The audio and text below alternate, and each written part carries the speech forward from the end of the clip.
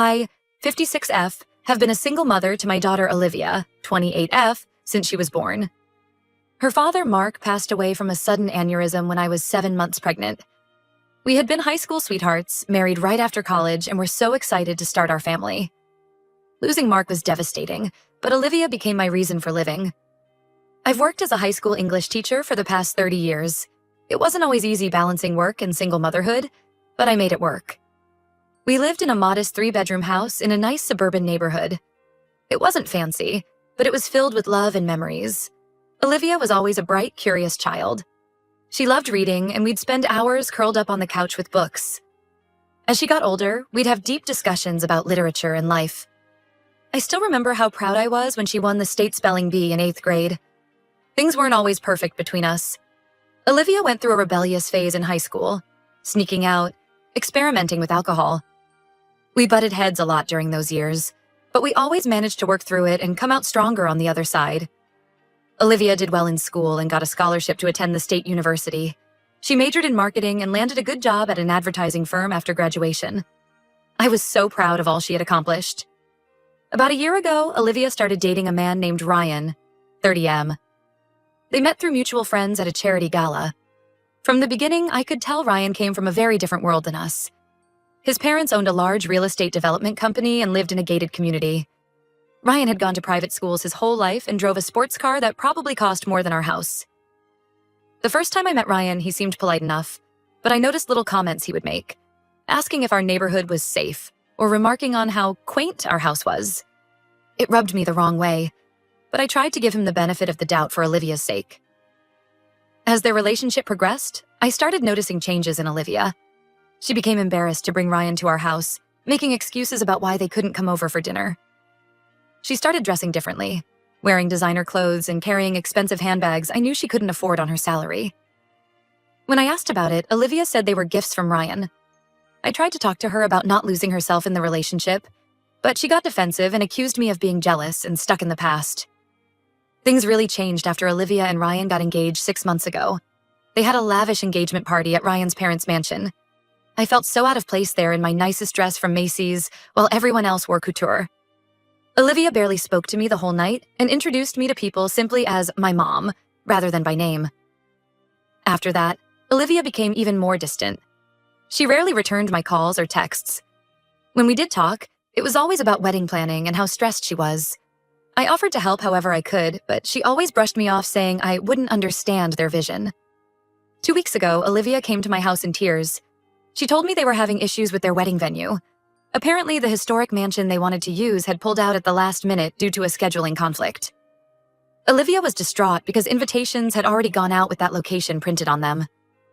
I remembered that one of my former students, Jessica, now worked as an event coordinator at a beautiful vineyard just outside the city. Jessica had been one of my favorite students, bright, hardworking, and kind. We had kept in loose touch over the years through social media. I offered to reach out to Jessica and see if the vineyard had any availability.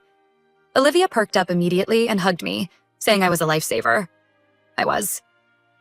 And Ryan had fought about it, and he was blaming her for ruining everything. I invited her in, and we had a long, emotional talk. Olivia broke down and admitted that she'd been feeling immense pressure from Ryan and his family to have this perfect wedding.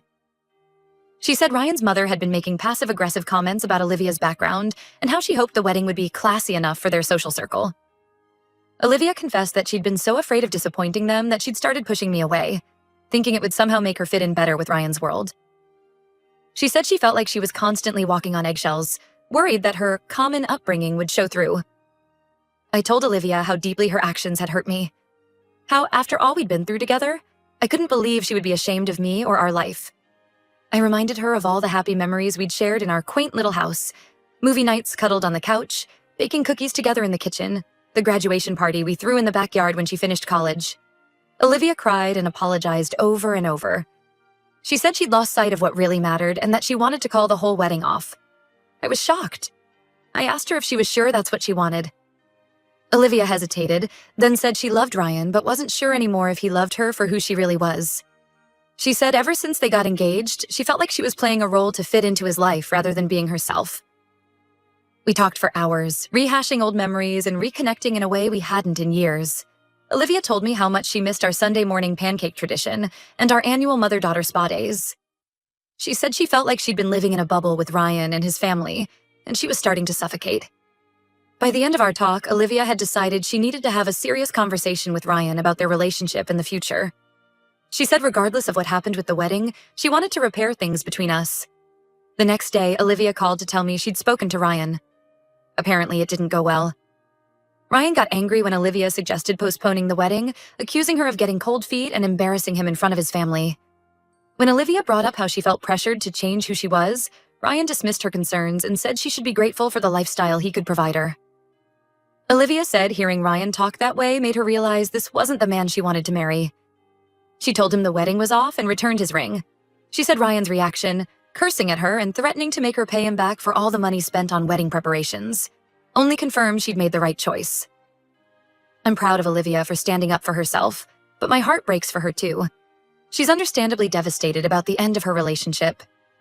She asked if she could move back home for a while to regroup, and I of course said yes. We're taking things day by day right now. Olivia is still processing everything that's happened.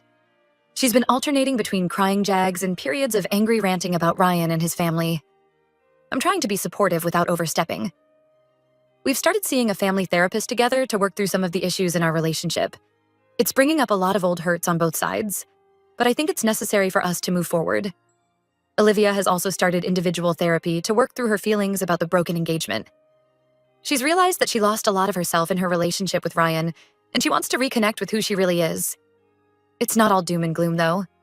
We've started having our Sunday pancake breakfasts again. Last weekend, we even pulled out the old photo albums and spent hours looking through them, laughing at old hairstyles and reminiscing about family vacations. There's still a long road ahead of us, but I'm cautiously optimistic that we can rebuild the close bond we once had. Thank you again to everyone who offered advice and support. I'll post another update once things have settled down a bit more. Update 2. It's been about a month since my last update. Olivia has been living with me again, and things between us are slowly improving. We've had some difficult but necessary conversations about our relationship and how we can communicate better going forward. Olivia is still dealing with the fallout from calling off her engagement. Ryan's family has been spreading nasty rumors about her in their social circle, claiming she used Ryan for his money and then got cold feet. It's been hard for Olivia to hear these lies, but she says she's relieved not to be marrying into such a toxic family. We had a bit of drama last week when Ryan showed up at our house unannounced, clearly drunk. He started yelling at Olivia, demanding she take him back and accusing her of ruining his life. I called the police and they escorted him off our property. Olivia was shaken up but said the incident only reinforced that she'd made the right decision in ending things. After the incident with Ryan, Olivia decided to take a leave of absence from her job. She said being at the advertising firm reminded her too much of the person she was trying to be with Ryan. She's been using this time to really focus on herself and figure out what she wants from life. One positive development is that Olivia has reconnected with some old friends she'd drifted apart from while dating Ryan. Her best friend from college, Sarah, has been coming over regularly. It's been nice to see Olivia laughing and enjoying herself again. Olivia has also started volunteering at a local animal shelter. She's always loved animals, but Ryan was allergic, so she couldn't have pets while living with him. Now she spends several days a week walking dogs and socializing cats. She says it's been therapeutic for her and is giving her a sense of purpose during this difficult time. We've continued with our family therapy sessions. It hasn't always been easy. We've had to confront some painful truths about our relationship. Olivia admitted that she's always felt some resentment towards me for working so much when she was young, even though she knows logically that I had to in order to support us. I've had to acknowledge that I sometimes pushed Olivia too hard academically because I wanted her to have opportunities I never did. But we're working through these issues. Our therapist has given us tools to communicate better and set healthy boundaries. We're learning to really listen to each other instead of getting defensive. One particularly emotional session centered around Olivia's father. She admitted that part of why she was so drawn to Ryan's family was because she was trying to fill the void of never having known her dad. We cried together as I shared stories about Mark and how much he would have loved Olivia. It was painful but cathartic. As for me, I'm trying to find the balance between being there for Olivia and maintaining healthy boundaries. It's been an adjustment having her back home, but overall I'm just grateful to have my daughter back. The real Olivia, not the person she was pretending to be with Ryan. I've started focusing more on my own interests, too.